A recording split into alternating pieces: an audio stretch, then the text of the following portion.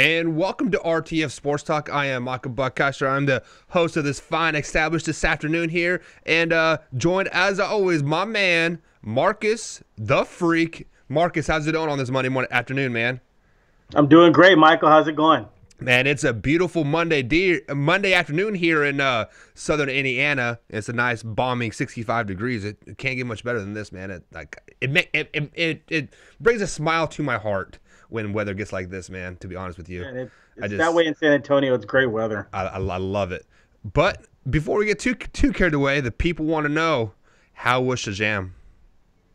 Shazam was pretty good. I mean, I kind of knew it was going to be pretty good because all the critics loved it, but Right. it puts you back in that place. I thought I was a 12 or 15-year-old kid again.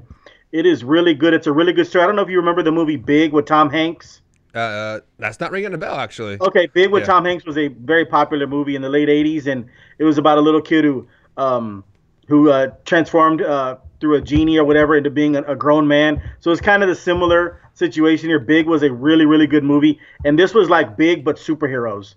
So yeah, I mean it was fabulous, and of course it set up the the next stuff. You know, they always have those little sneak peeks of the next DC movie. A little bit of cliffhanger. Yeah, they do that. And yeah, no, Shazam is really good. I recommend it for any kid to go see that movie, any adult. I loved it. So on the Marcus scale of 1 to 10, what would you give it? It's about an 8.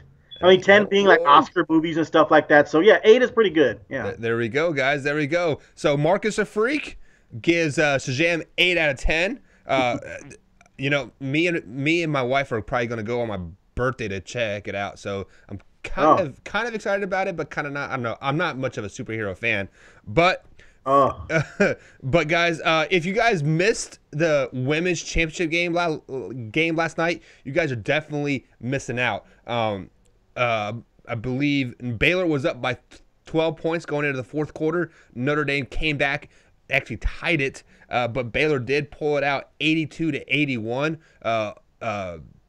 It was. If you have never seen a women's basketball game, this is a must-see basketball game. I'm sure it is going to be on one of those instant replay games. I mean, it's just instant classic. Yeah, like it was just a great game. But Baylor did beat Notre Dame, and if you are a bet man, every 7 years, the last 3 years, Notre Dame has won a championship. So what? This is 2019. So in 7 years, bet on Baylor in the championship game. So moving on to the men's Final Four game, probably one of the most controversial games. Let me put air quotes around that. Controversial games that we have recently seen in our lifetimes here. Auburn versus Virginia. Auburn was up by 2 points with several seconds left. They fouled a 3-point shot, and then Guy hit all 3 shots, obviously, to send Virginia to the championship game. So I'm going to start with that game right there. The Freak over there, Marcus the Freak on the Twitter machine. If you guys are not following him, give him a follow on the Twitter webs. So Marcus, give me your assessment of this game. We will save the quote controversial stuff for a little bit down the road here after the conversation is over. But just tell me what your overall thoughts of the game are. Like, how did you like the game? What are your thoughts about it? No, I thought it was a fabulous game. I mean, end to end, it was fabulous. You almost hit it on the head. That kid Brown from Auburn hit 4 threes. You said if he hit 5 threes, they're probably going to win. Yeah. He was throwing up threes at the end because Auburn was down 10, and then so they against Virginia. So they were coming back with Brown's threes. I thought it was fabulous. And Harper got to the rim a little bit, and I think Brown threw up like a heat check. He was going for his 5th three, and that one probably would have ended Virginia, but it didn't. And man, that was just a fantastic game. Where they made the mistake at the end was Brown, your guy that made the defensive mistake. Jerome was coming up the court, and they had a foul to give, and obviously Bruce Pearl's telling Brown to go ahead and commit the foul, but Jerome lost the ball, And so it kind of went into the back court. I mean, excuse me, it went back past the half court. At that point in time, you have to use your basketball IQ, and Brown's got to stay away from him because he's going to heave a 45-footer. And so he ended up doing the foul to give, and it gave Virginia 1.5 seconds left in the game, and that's where Kyler went up with the shot, and that's where the foul was committed by Doughty. But man, if you just let Jerome dribble that ball off his leg, and all you had to do was just stay away from him, and he's going to heave a 45-footer, and Auburn is going to the championship game. But he ended up doing that foul to give like he's taught. You know, you're taught like robots. These kids are like robots. But you got to have a better basketball IQ in that situation and let Jerome throw up a 40-footer. That being said, it was a hell of a game. America got introduced to Ty Jerome played like an NBA first-round pick that game. He had fallen off a little bit. But Jerome was absolutely fabulous. I think he ended up with 20-something points. He was hitting an array of shots, and I'm talking about Ty Jerome for Virginia here. And he was the difference. He played like a first-round pick. And then the guy I had mentioned last week, Tyler Guy, he's the one that I said, hey, he's got to come through with some threes. And he ended up coming through with a big-time three in the corner. It was 64-60. He makes it 63-64. Then he hits all 3 free throws. And to give him some credit after the game, you know, he's a confident individual because he knows he can make free throws. He's an 80% free throw shooter, but he did mention he was terrified. So I thought that was a little good insight. He said he was confident but terrified. You can be both. And so I thought he was being very honest there. But yeah, I mean, Auburn just basically blew it with dumb decisions down the stretch. But it was a fascinating game. But what I took away from the game is Jerome showed everybody why he's a first-round pick. And then Hunter ended up showing up too. Hunter played great defense, DeAndre Hunter for Virginia, but he ended up making a couple of big shots late too. But I was really impressed with Jerome. For Virginia to come back, and we talked about this last week, from losing to UMBC and to come back and not do the oh, woe's me, you know, and then they're down by Greensboro, and to make it to this championship game is a big deal, and they probably will finish it now. I mean, they're on a mission. They're the team that's on a mission. They're going to prove that last year was a fluke, and they're exactly proving that last year was a fluke. Yeah, I definitely hear everything you are saying there, and I believe at one point Auburn was up by what, 13 or 14 points. I think it was. So that aspect alone shows you that you have to know how to learn how to win before you can win. So with Auburn, the first time being there, the first time Pearl as a coach being there in that situation, because you guys have to think about this. Even though how legendary of a coach Bruce Pearl is, this is his first time being in the Final for him, like himself. He went to the Sweet 16 with his first Tennessee. team. No, with his first Milwaukee. team, yeah, and then he went to the Elite Eight with Tennessee a couple times. So this is his first time going to the Final Four ever. So, I mean, like, obviously he will not have the same team next year, but Bruce Pearl now has been there and knows what to expect, knows how to properly prepare his team. Because I watched that post game interview after the Elite Eight game. I felt like he was kind of like, "Hey, we made it. Like I'm happy." That's exactly how Tennessee was in the SEC tournament when they beat Kentucky in a quarterfinal game, not even a semifinal game. And like they were complacent, like, "Hey, we beat Kentucky. We are the best." Yada yada yada, and then they go and get steamrolled like the very next game. So that's really how I felt Auburn was there. And like when they got that 10-point lead, we're like, oh, we can take the foot off the gas. We can relax. And then, you know, here comes Virginia, like clockwork. Come back, tie the game late, you know, put the other team in pressure situations, and they crumble. But now, yes, Virginia, I don't want to take anything away from the Virginia win. I think Virginia did a great job. They definitely deserved the win. They came back and they prepared to win that game. Now, let me get on this half-court shot that you referred to. So there was, roughly 3 or 4 seconds left.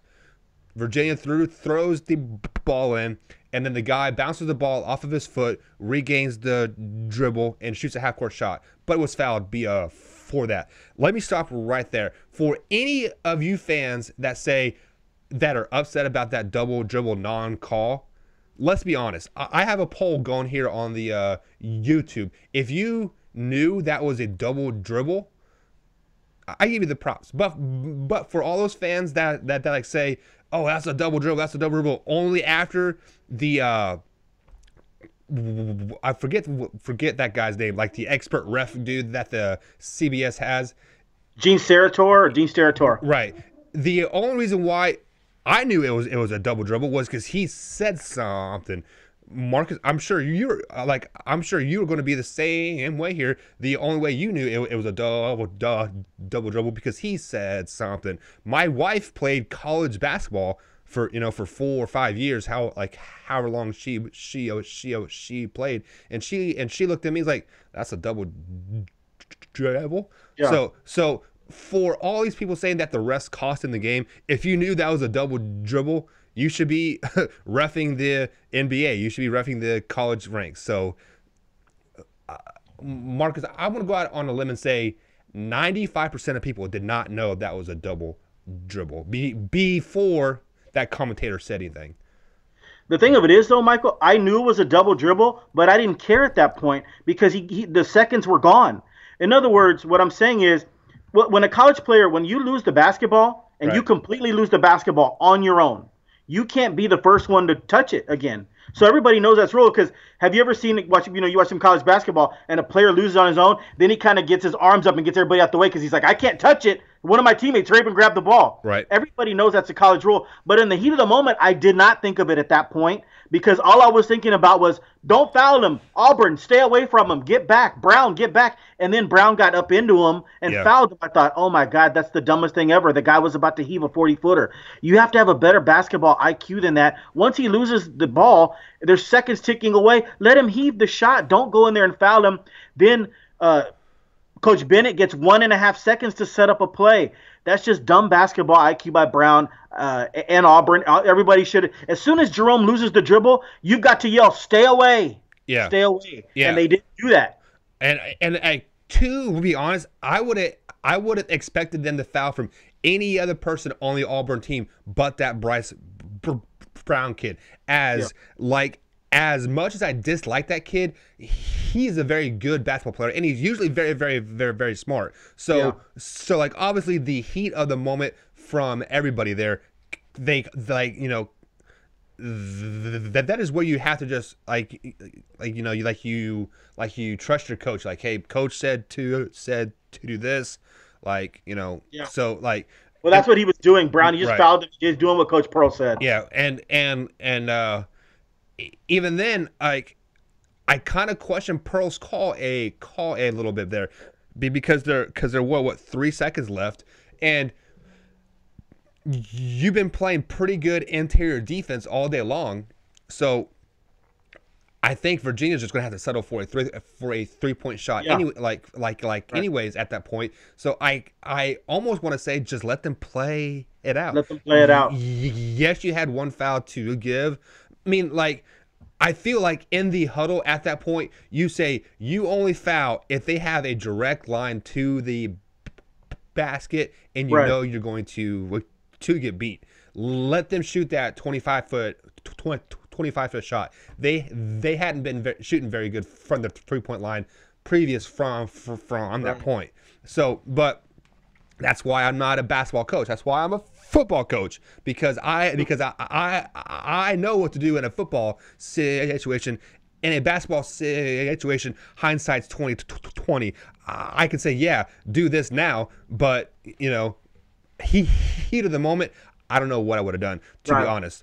So now let's transition over to that last shot. People are saying, oh, it's 10 seconds left in the game. Swallow your whistle. Let the kids play. Yada yada yada. I think that's the biggest BS comment ever.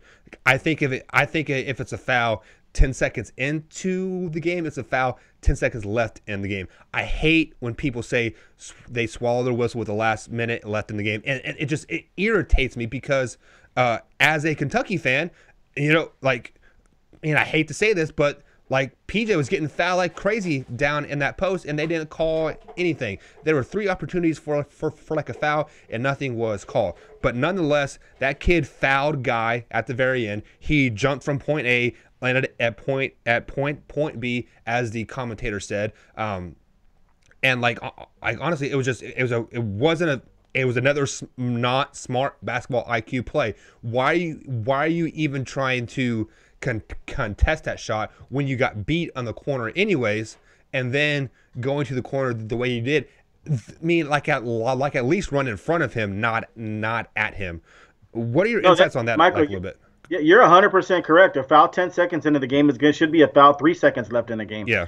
Kyle Guy was about to take a fadeaway 23-footer in the corner. If he makes it, hats off to him.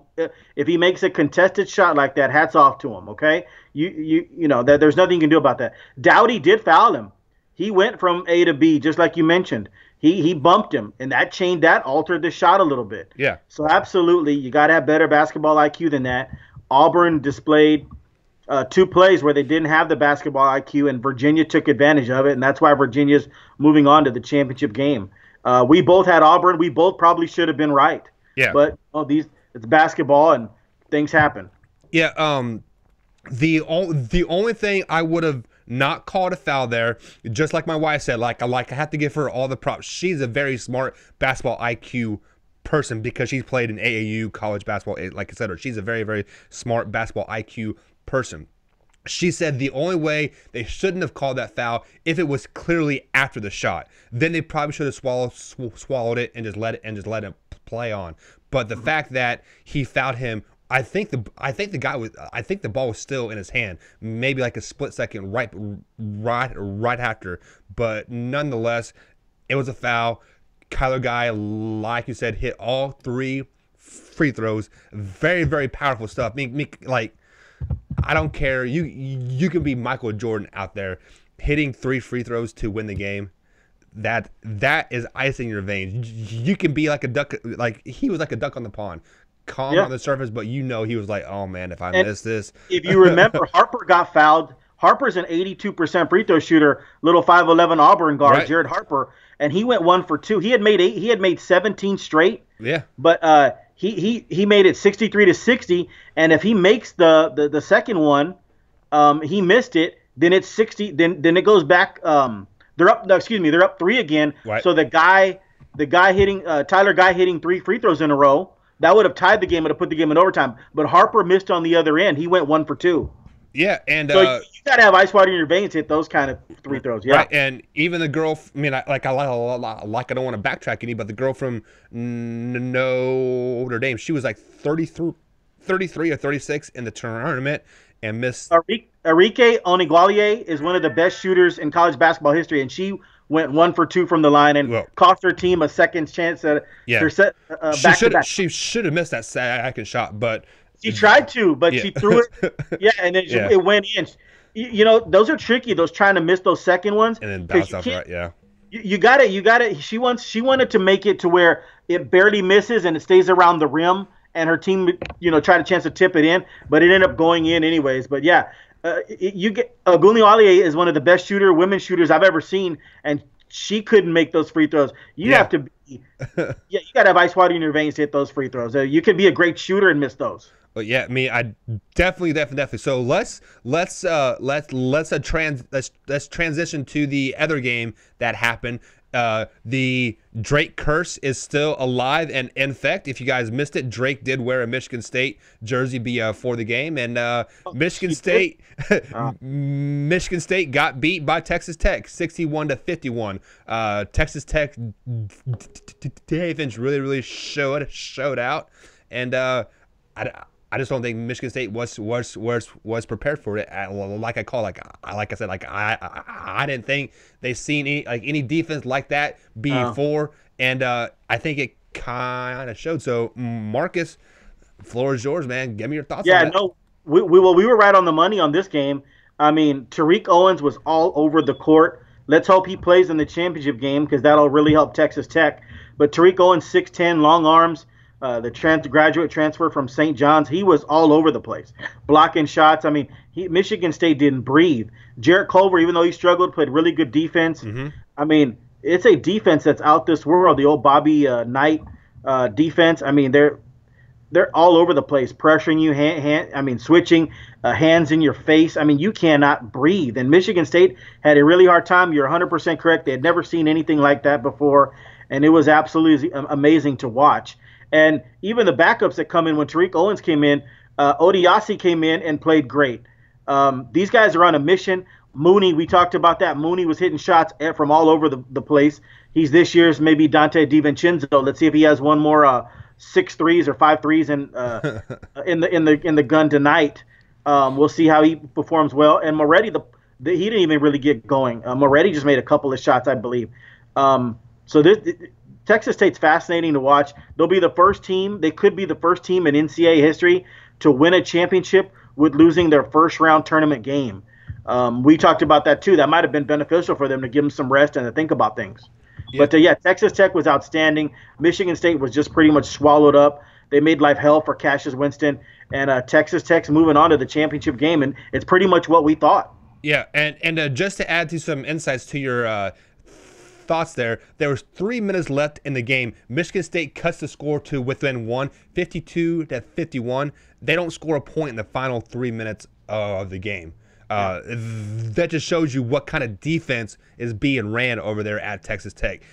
In the time of crunch time, they buckled down and they shut Michigan State down. In a Final Four game, if you do not score in the final 3 minutes and it's a tied game, like something's wrong. Like either your offense is flawed, which I think Michigan State had a pretty good offense pretty much like all year. I think they were averaging 80+ points in every matchup that they played, and for them to score only 51 points in that final segment, it sucks for them.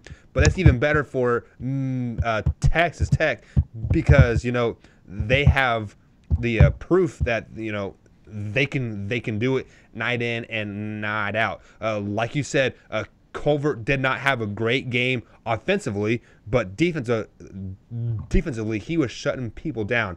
And it is very hard to play both sides of the court like that, even though Culver has been doing it pretty much like all season. It just like I felt like you get to a point where you just get so excited and you exert most of your energy before the game even starts. I kind of wonder if that didn't happen to him because this is the first time they've ever been in a championship game as far as I know. Even back in 2018, I don't think they made it to the Big 12 championship game. This is these kids' first time really on the big stage.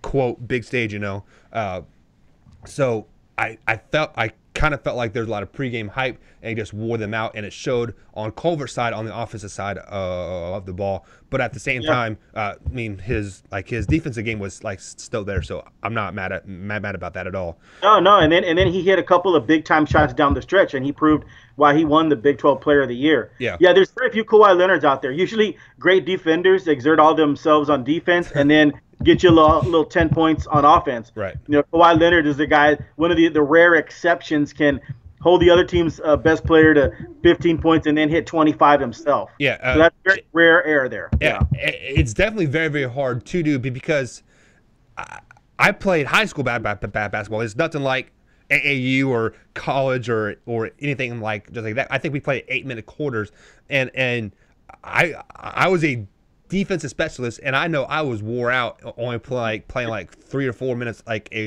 quarter. So doing it for 35+ minutes a game, I applaud him. And as the announcers were saying, in the game, this is the most underrated lottery pick ever. Do you feel that is the same? First of all, do you think Culver is going to be a lottery pick? Second, do you think he's underrated? I'm not for sure a conference player of the year can be underrated, But Yeah. Well, the what are your thoughts scouts on don't have him underrated. I mean, he may not be getting a lot of national recognition. He will tonight, though. I'll tell you right now. Mm-hmm. And he's from Lubbock. It's Texas Tech. It's Lubbock. It's not Austin. It's not Dallas. It's not Houston. So, This is his team. So he is underrated. To answer your question, but the guy can really play. He will be a lottery pick. I'm thinking if he's probably going to kill these pre-draft workouts because he's 6'6.5", can play great defense and can shoot it. So I mean, the guy that's going to easily be the fifth or sixth pick overall. So yeah, so underrated to the rest of the country. Yes, he's not underrated to the college to the NBA scouts. They know all about him. Yeah, so guys, before we go to break here, this is why you guys need to watch Big 12 basketball. We have a NIT championship, we have a women's championship, and tonight, possibly another championship on tech. That's pretty remarkable. But we will talk back that on the other side of the break. So be sure to join us on this other side. We'll be right back, guys.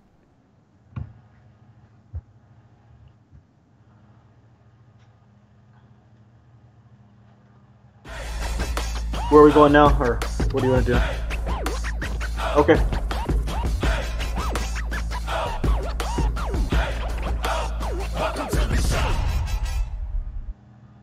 Alrighty, guys, welcome back to RTS Sports Talk. I am Michael Buckeister. If you are new to us here on the YouTube channel, consider subscribing, liking, and sharing some content that we are putting out here. Currently we are going live Mondays and Tuesdays and Thursdays and Fridays at 1:45 East Coast time, 12:45 Central time.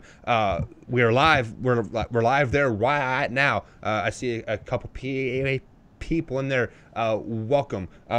If you are, be free to interact in the chat as well. I do take a look at that during the show. And if you have any questions or any good insights during the show, I'll definitely bring them up. Marcus the Freak here is a very, very smart man, and lots of insight going on there. If you're listening to us on iHeartRadio, Spotify, Google Podcast, Speaker Breaker, iTunes, iHeartRadio, etc. Anywhere you're listening to your podcast, if you're listening to us right now, consider subscribing to that podcast. Leave us a ranking as well. I'm not asking a lot from you guys, just a simple ranking just to tell us how we are doing. But we are going to stay in the Amateur Association, also known as the NCAA, where pay doesn't matter because, quote unquote, the players not getting paid, even though they are. On the other side of the coin, we do have the championship game tonight, Marcus. You do have the Texas Tech Red Raiders versus the Virginia Cavaliers. It is a 1-point spread, but the matchup predictor has a 70% chance going to Virginia. Who do you got winning this game tonight? That's a little weird, right? It's only a -1, but it's 70%. Yeah. Usually a 70% would garner like maybe a -4 or 5. But right. Hey, whatever works for them. We both picked. I think, did you pick Texas Tech to win the whole thing last week? I really can't remember. I picked Texas Tech to win the whole thing, but that was against Auburn. Yeah. I thought the injury to Auburn's best player, ODB, would come back and finally bite them against Texas Tech, because I figured they needed ODB for Auburn, that is, to go up against the Odiasi and Tariq Owens and things like that. But man, Auburn didn't make it, and they should have made it. But I have Texas Tech, like I said last week, winning the whole thing. But like I said, that was against Auburn. I think that Virginia wins this thing tonight. I think this is a great story of redemption. I think that Bennett is going to have his team ready. Not to say that Chris Beard won't, but I just see Virginia cutting the nets down tonight. And a big factor also in that, Michael, is Tariq Owens. I don't know if he's playing, and even if he's playing, he's going to be on a bad ankle, and that's not good to go up against Diakite and DeAndre Hunter and those boys. So I feel that Virginia's going to beat them with Tariq Owens being hobbled. You got a really good matchup of DeAndre Hunter and Jarrett Culver. That's a NBA scout's dream right there. We'll see how Jarrett Culver can do against DeAndre Hunter. It reminds me a little bit of Sean Elliott versus Stacey Augmon back in the day, that kind of matchup. Although Hunter's a better shooter than Augmon. But this is going to be a heck of a matchup. You're going to have. Does Mooney still have all those bullets in the gun left? Because he's going to need them. Yeah. Virginia is very comfortable. We talked about that last week. They spread you out. The last 10 seconds of the shot clock, normal teams are scrambling around. They're fine. They're throwing the ball to each other. It's a great passing game. Greg Popovich would be enthralled watching Virginia. I'll tell you that much. And I tell you what, Ty Jerome played like an NBA first-round pick. I just heard Jay Williams earlier on ESPN saying that Texas Tech has the better players in terms of shooting-wise. And I'm going to disagree with that a little bit. Kyle Guy, Ty Jerome, and DeAndre Hunter, they all can shoot the ball pretty well. Clark can, the little freshman. And Virginia has 2 first-round picks. Let me just throw that out there. Ty Jerome is going to be a late first-round pick. DeAndre Hunter is going to go in the lottery, okay? So Texas Tech has 1, Jarrett Culver. Now, I understand Mooney's pretty good. We'll see what his NBA opportunities are. And Tariq Owens, too. He kind of reminds me, Tariq Owens of Texas Tech kind of reminds me a little bit of Nerlens Noel. So Tariq Owens could get a shot in the NBA. But if you're talking right now draftable players in the first round, Virginia has 2 and Texas Tech has 1. I think that makes a little bit of a difference. And I think Virginia's story of redemption here, they're not. Listen, you don't get all the way to the championship game, Virginia, after losing the way you did last year, and going to lose this championship game. You don't get here you don't get here just to lose the game. Virginia's going to win this game, and it's going to be real close. And you're talking about the 2 best defenses, Michael. We talked about that last week. Right. You got a team in Virginia and Texas Tech. One of them is the leader in opposing opponents' field goal percentage, and the other one is the leader holding up opposing opponents' points down. So this one is the first one to 40 wins. Right. And I think Virginia gets to 40 faster. Yeah, and I was looking at my notes while you were talking there from last show. I actually had Auburn because I was on that. They are on a mission. They beat Kansas, North Carolina, and Kentucky all through the road, and I thought it was just their path. Like the path was already written, but I was obviously wrong. You should have been right though. Yeah, we should have been. I actually tell my wife that all the time. Well, I should have been right, but yeah. You're right. I didn't do the dishes. but yeah, let me start on the top there. First of all, this 1-point spread. Let's consider that a 12-point spread because points are going to be very, very hard to come in this basketball game. I believe this is the lowest over/under point spread in Vegas history. I did not catch what it was, but it was definitely probably 70, 80 points. It was very, very, very, very low. For those of you that are new to the betting world, a over/under is they have the combined score. And if it's over 83 points, you win money. If it's so, if you bet over, obviously under, okay.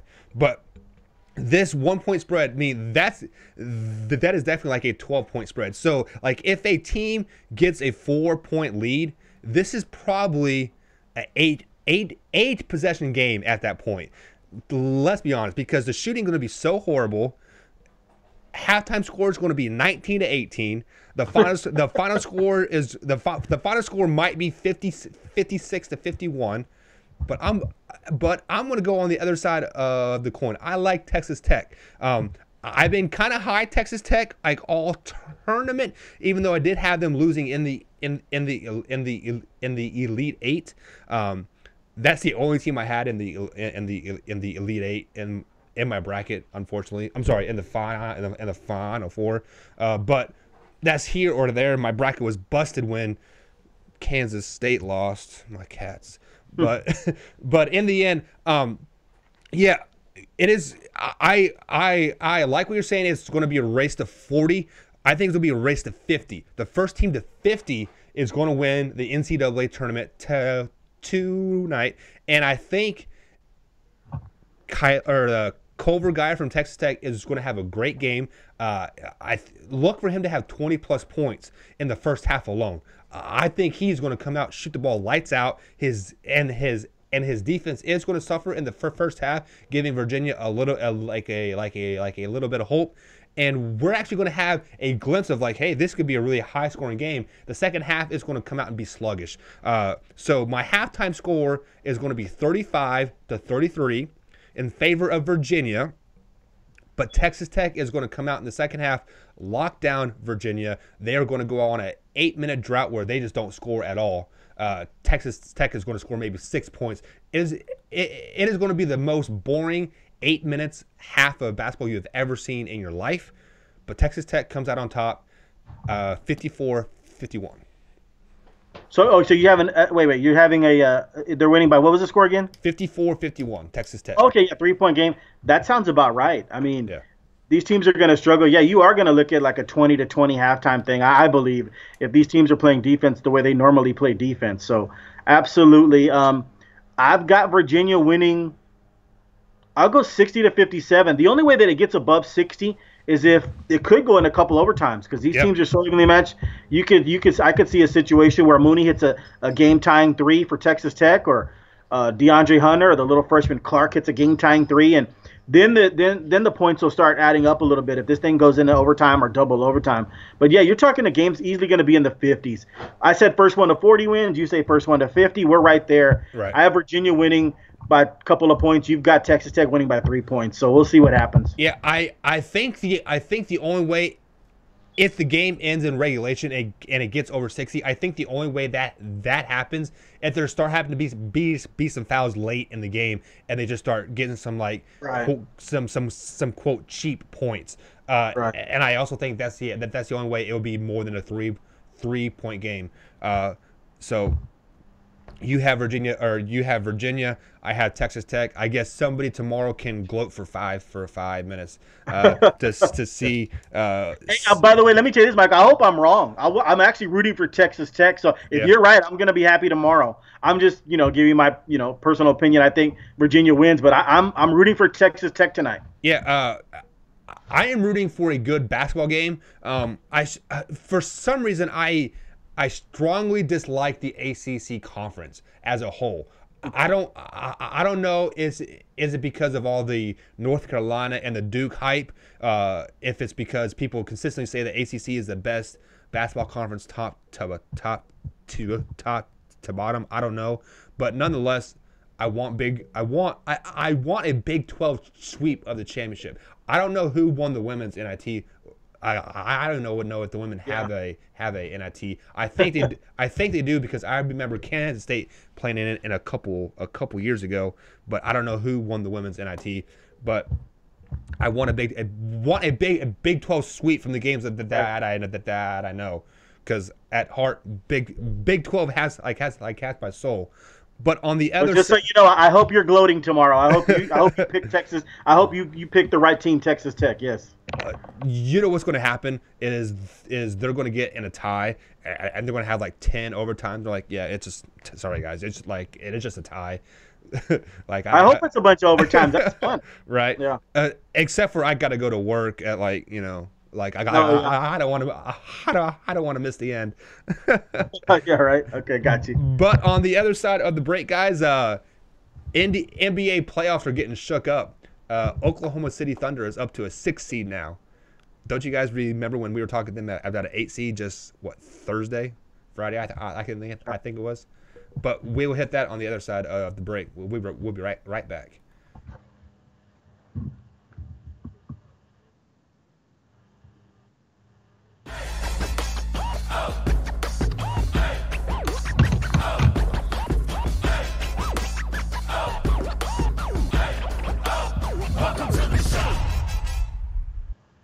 Is this the last segment, Mike? Okay. All right, guys. Welcome back to the RTF Sports Talk podcast here. Thank you for joining us. If you're on YouTube Live, consider subscribing, and commenting below. If you're on Spotify, iHeartRadio, iTunes, etc., consider subscribing to that podcast as well. Give us a little bit of follow. But Marcus the Freak, we are back at NBA Talk. There has been some major shakeups in the playoff seeding since we last spoke about it. Like I referred to right before the break, Oklahoma City is all the way up to a 6 seed now. Just Friday afternoon, we were talking about them possible 1-8 matchup with the Golden State, and now they're up to a 6 seed. So the first question that I have for you, you are from that area and you watch a lot of basketball, watching the Spurs and whatnot. Do you think Oklahoma City making such a late season push to get a higher seed is going to wear them out for the playoffs, and they're going to kind of flutter out in the first round? Um, no, I don't think it's going to wear them out because now the games are getting the playoff. The first round gets really stretched out, so there's a lot of days in between rest, even in between some games. And when they switch venues and they go to in the first round, they go to the other place, the opposing opponent's home court. That takes 2 or 3 days now. And the first Right. round is really stretched out. I don't think rest or fatigue will be any kind of factor with Oklahoma City Thunder. They're not probably not going to be the 8th seed anymore. But I tell you what, Tuesday is a huge night because the Oklahoma City is going to play the Rockets, right? So Mm-hmm. the Rockets are still battling Denver for that 2nd seed. So the Rockets aren't just going to rest everybody. So if the Rockets beat Oklahoma City's Thunder, they could be back to the 8th seed, depending upon what the Clippers do. I know this now for a fact. All my San Antonio Spurs have to do is beat Dallas Mavericks on Wednesday night, and they will not be the 8th seed. That's the only thing I was hoping for.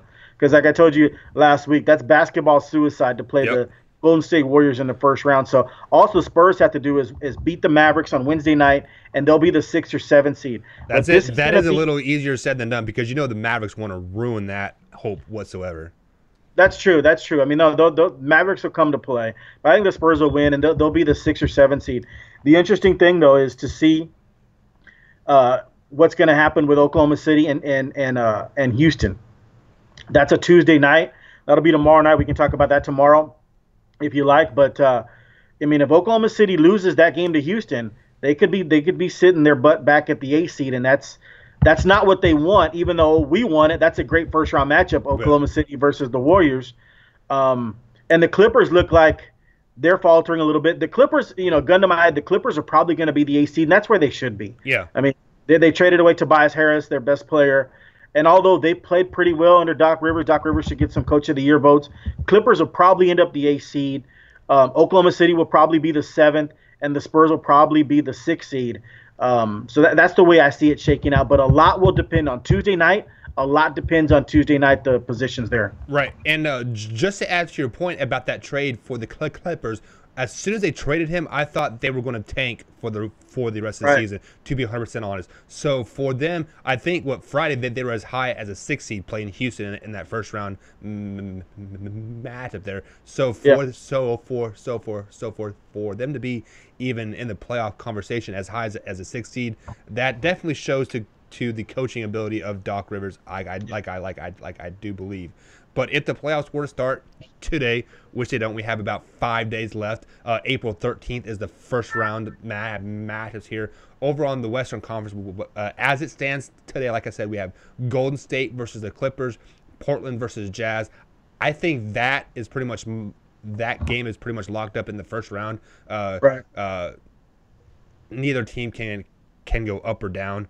If I'm not mistaken there. Houston OKC, and then Denver San Antonio. Really, I think this is the best case scenario for Oklahoma City to be in that 6th seed. Because I think they are the only team right now that can really compete with the Warriors, and I don't want to see that in the first round game. I want to see that in the championship game, just so the Warriors have a chance to get wore out, and so the chance of your Raptors, I might be changing my Eastern pick a tad bit. I saw the Raptors play last night or two nights ago, and they are really impressive over there. Like, you had great insights on that. I was kind of low on them all season, but the Raptors they're a team on a mission. I think they are destined to do some good things over there on the eastern side of the board there. But let's jump over to the Eastern Conference here. As it stands right now, you have Bucks versus Pistons, which the Pistons have fallen from the 6th seed all the way down to the 8th seed now. Boston, Indiana, that matchup is locked. You have 76ers versus the Nets. The Nets have locked a playoff seed, the first time in, I don't know, 10, 12 years, I believe it was. And then you have Toronto versus Orlando. Do you think this is the matchups that we're going to see in 5 days here? Or do you see somebody jumping in there at the very last minute to knock off the Pistons and or Magic? No, I think this is pretty much set in stone. Um, but the Eastern Conference is real top heavy, and we talked about that. Yeah, I just don't see anybody beating Milwaukee, Toronto, Philly, yeah, or Boston. It's going to be there. Could be a couple of teams that are going to push the other. Indiana, you say Indiana's playing Boston. Indiana could push yep. them, even though they have no Oladipo. That'll be interesting a little bit. But maybe a couple of these teams will get a home game. I like the way the Nets get up and down the court with Dinwiddie and Russell, and then Joe Harris is my guy, man. That guy shoots lights out. If these guys get hot, but yeah, I just don't see. I see the four Eastern Conference teams, the 1 through 4 seeds advancing, and I don't see any of those matchups going past Game 5. I think maybe one of those teams, the lower seeds, gets a game at their place, but these are all series that are going to end in 5 in the Eastern Conference. Yeah, the only game I see on the eastern side of the game, possibly going past 5, is that Boston Indiana matchup. Yeah, I think they match up good at every position, even though Indiana is down their star. Uh, yeah. I, I I still think Indiana matches up well against the Celtics, and I really wonder if Indiana was 100% healthy, if they could not beat Boston in that first round game. But that's here or there. Maybe next year we'll find out, even though Boston won't be the same because Kyrie is going to the Knicks.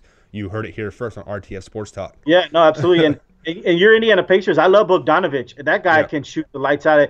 That guy gets going, run him off screens and everything. Anything can happen when you got guys shooting like that. And I'm a big fan of Miles Turner. I think the guy can beat anybody in the triple threat position. 6'11", shoots threes, can take you off the dribble. He blocks shots. Miles Turner's the real deal. Yeah. He just has to get more popular, and he'll start making some All Star teams. But that guy can carry you for a couple of games in the playoffs if he gets going. So I like Indiana too.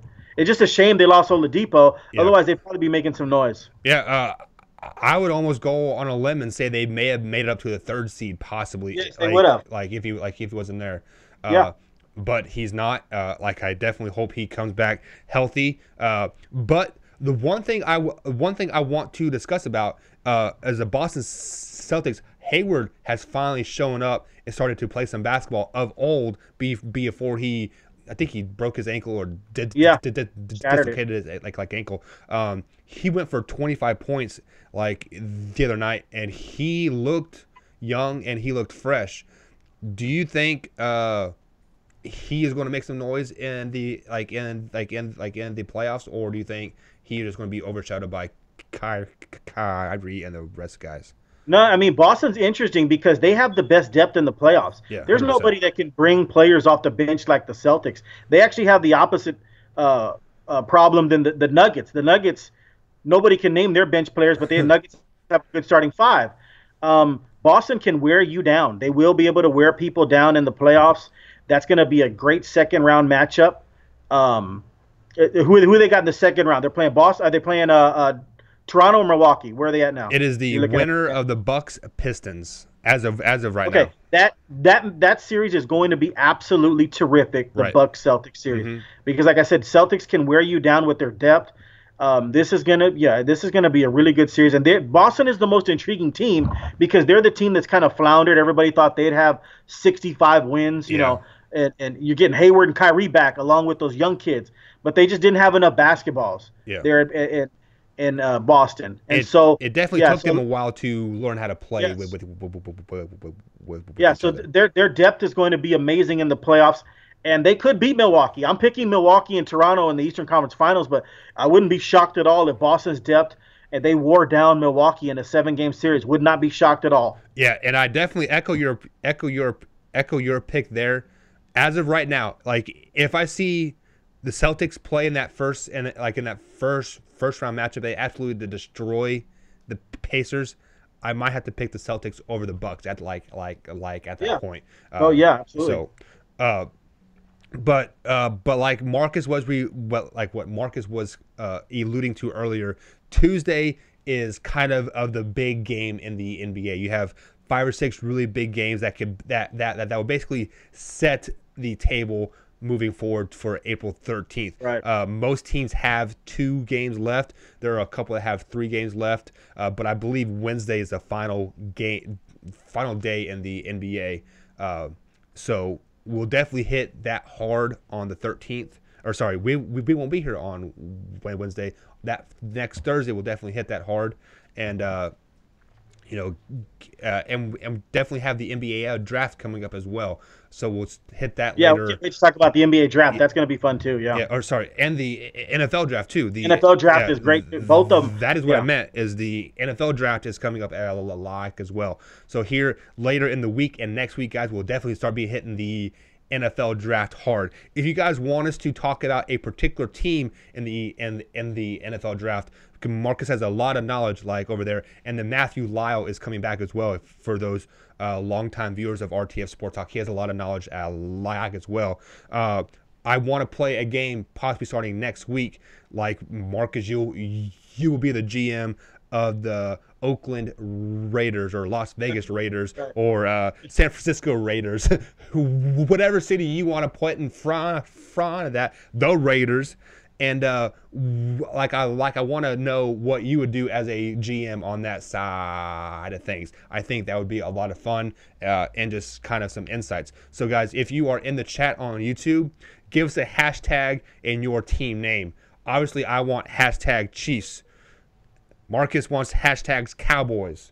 So we'll definitely play that a lot. And there was a lot of free agency stuff that we got to get to as well on tomorrow's show. I've been meaning to talk about that for a few days. Tomorrow we'll have a little bit more time, Marcus. But spring ball has taken my life over on these Mondays and Wednesdays, unfortunately. But I wouldn't have it any other way. So before we leave, I'm giving you guys a little bit of insights of what's coming up in the next couple shows. So we got NFL free agency, NFL draft, NBA playoffs, Zion taking money from Nike. Yeah. All that, Yeah. guys, coming up tomorrow, Thursday and Friday. Marcus, any closing thoughts? Well, I can't wait to see tonight's game. Is Virginia going to be the story of redemption? You know, that's a big deal. You can't a 16 beating a 1 is absolutely amazing, and for you to come back all the way to the championship game and win the championship, that is a major story that not too many people are talking about. I mean, this is a heck of a story. Yeah. I think Virginia gets it done in this story of redemption. I had Texas Tech winning the championship in the Final Four picks. That was against Auburn, but this is against Virginia, and I think Virginia's on a mission. I think Virginia gets it done tonight by 3 points. You know, and just to echo your yes, I'm picking Texas Tech to win simply because I want to be opposite of you, and I do love the Big 12 conference, but I wouldn't be surprised if Virginia won. They're a really good basketball team. I might even say they're a great basketball team. Their defense / they have 2 NBA picks, maybe even 3 in the future. So we're just hoping for a good game, like in the end. Marcus and myself are both college basketball fans. Both of our teams are are not in it, so we really don't have a rooting interest besides our picks. But guys, I'm just praying the officials don't make a bad call tonight and ruin it. Right. Like, it would be horrible to say, oh, Virginia, they missed another double dribble call on Virginia, and we're going to hear it for the next 9 months. Oh, the only reason why Virginia won the championship was because in the Final Four they missed a double dribble call, and then they missed that same exact double dribble call in the championship game. Like, wouldn't that be something if that game ended the exact same way for Virginia? Both times they get fouled on a corner 3 and they win the game. Right. But guys, join us tomorrow, 1:45 Eastern Time, 12:45 Central Time on the YouTube. Shortly after that, be up on iHeartRadio, iTunes, Spotify, etc. We also replay the stream that you guys are watching right now on YouTube on our Facebook page, RTF Sports Talk, usually about 10 o'clock at night, Eastern Time. So join us for that as well. But with that being said, guys, we out. Have a good day.